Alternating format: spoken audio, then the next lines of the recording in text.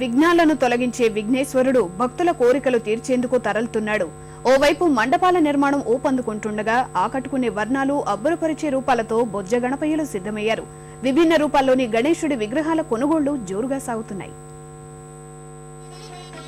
వినాయక చతుర్థి కోసం వివిధ పరిమాణాలు, విభిన్న రూపాల్లో గణేశుడి విగ్రహాలు సిద్ధమయ్యాయి. జంట నగరాల్లో భక్త సమాజాలకు చెందిన వారు పెద్ద సంఖ్యలో విగ్రహాలను కొనుగోలు చేస్తున్నారు.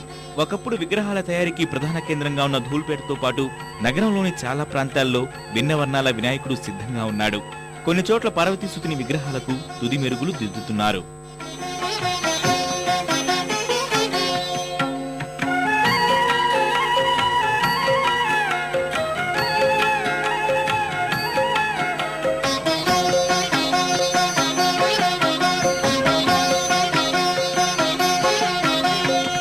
एकदन्तं महाकायं तप्तकाञ्चन सन्निभं लम्बोदरं विशालाक्षं वन्देऽहं गणनायकम् ఎల్బీ నగర్, ఆటో నగర్, నాగోల్, ఉప్పల్, కుక్కట్పల్లి, మియాపూర్ ప్రాంతాల్లో గణేష విగ్రహాల తయారీ కేంద్రాలున్నాయి. స్థానికులతో పాటు రాజస్థాన్, పశ్చిమ బెంగాల్ కళాకారులు ఆకట్టుకునే రూపాల్లో విగ్రహాలు రూపొందించారు. హైదరాబాద్ తో పాటు సమీప జిల్లాల భక్తులు ఈ ప్రాంతాల్లోనే విగ్రహాలు కొనుగోలు చేస్తున్నారు. చాలా వెరైటీస్ ఉన్నాయండి, చాలా బాగున్నాయి, చూడడానికి కూడా అందంగా కనిపిస్తుంది.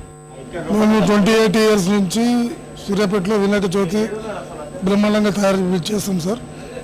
మేము ఎప్పుడు వచ్చినా హైదరాబాద్ నుండి విగ్రహం తీసుకెళ్తాం. మా దగ్గర విగ్రహాలు కలర్ కానీ ఫినిషింగ్ కానీ బాగుండదు.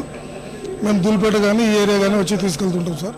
15 రోజుల క్రితం మేము ఇక్కడ బుక్ చేసుకుని వెళ్ళాము. అప్పుడు కొద్దిగా తక్కువగా ఉంటుందని ఈరోజు తీసుకెళ్ళడానికి వచ్చాం. బాగున్నాయి, ఉన్న దాంట్లో అన్ని బెటరే. ధూల్పేట అక్కడ వెళ్తే అంతకంటే ఇక్కడ చాలా మంచిగా ఉన్నాయి.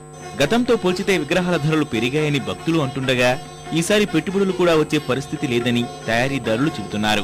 మట్టి విగ్రహాల ప్రతిష్టాపనపై ప్రచారం పెరగడము కొనుగోళ్లపై కొంతమేర ప్రభావం చూపుతోందన్నది కళాకారుల అభిప్రాయం.